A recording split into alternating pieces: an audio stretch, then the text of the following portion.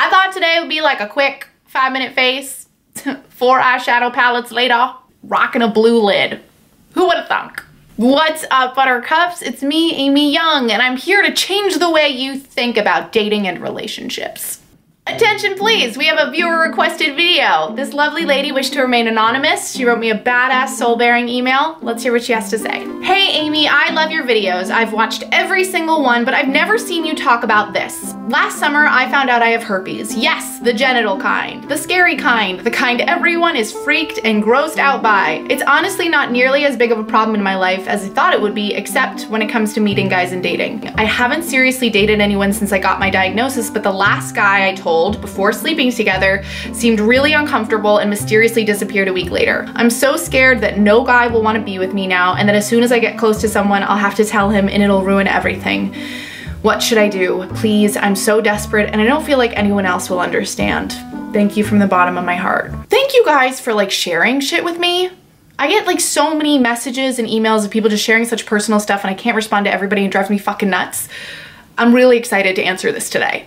I have to apologize because I've had this email in my inbox for close to like 4 months.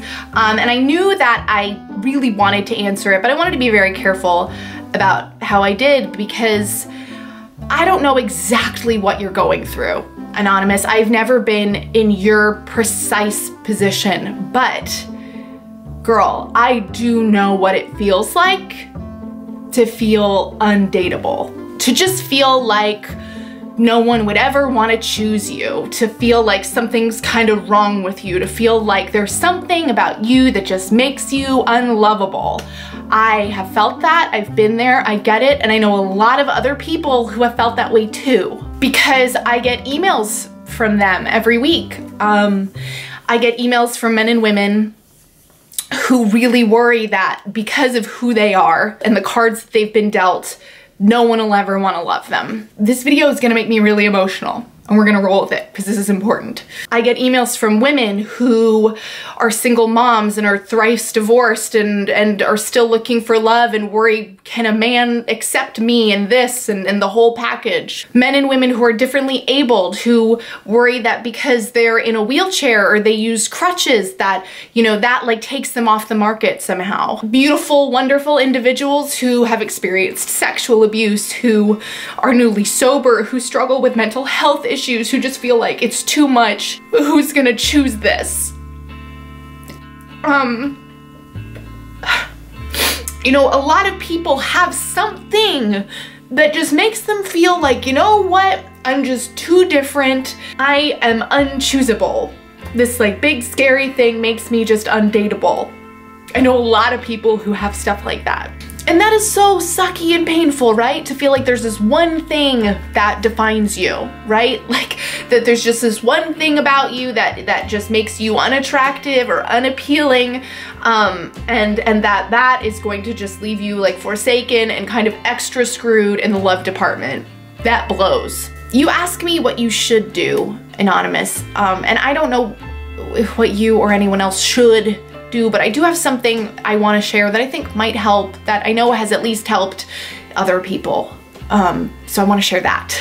You must begin to believe. You don't have to believe it today, but just start maybe believing that this one big thing, this thing that feels really unfair, it might actually be your greatest asset in your pursuit of great love. Because any person who cannot accept or is unwilling to say yes to all parts of you, whether it be your herpes or your mental health diagnosis or your 3 beautiful children from your previous marriages or your wheelchair or your burn scars or your speech impediment, whatever it is, anyone who can't get on board with all of you is just not your person.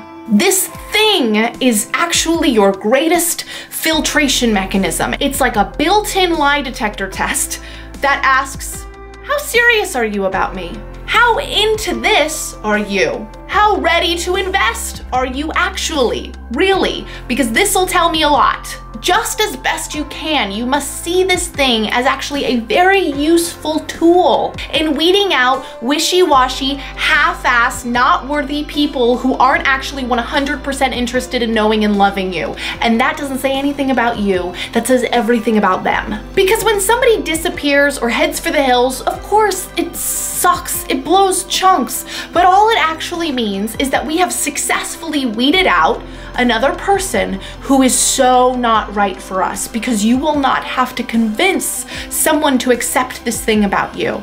You won't have to prove yourself to that person. That person will want you for all of you. Because the reality is that people with herpes do find love. They do meet great partners. They get married, they make babies. I know people like that. Like, that's their story. And that goes for everyone. No matter what your big, scary, undateable thing is, there are examples of people who have totally 1010% made it fucking work. And you can totally be one of those people. So while it would be really dumb to act like this isn't hard, or to pretend, that you haven't been dealt maybe a more difficult hand, I want to remind you that you get to decide how you feel about these cards. And this big, scary, undateable thing, does it have to be so big and scary? Or is it possible that this thing in your life, which you admit isn't even a huge problem for you, well, it might not be a huge problem to the next guy in your life either? Is that a possibility? Of course it is. Dare to imagine that version of reality, okay? Because it's totally possible, and if you can begin to believe that, it's gonna make all the difference. I cannot thank you enough, all of you enough, for sharing so many intimate, beautiful details of your life with me and trusting me with so much. It means a lot. So thank you, Anonymous. As always, there are 1,000,001 more things that I would love to say that I just can't necessarily fit into these videos, and that is why I send out a regular email series to the awesome community of people who are part of the bigger conversation that's happening over on amyyoungcoaching.com. So if you want to get in on that, just head to the link in the description box. You can enter your email down there and I'll visit your inbox very soon. I would love to connect with you that way. Speaking of making connections, something tells me that you have a gal pal who would really love to get in on this party. So go ahead and share this video with her, help her get in on the romance revolution, because we are changing the way that you think about dating and relationships over here. One video at a fucking time. Thank you so much for watching. If you liked this video, please subscribe to my channel. I would love to see you on a regular basis, and until next time, I'll see ya.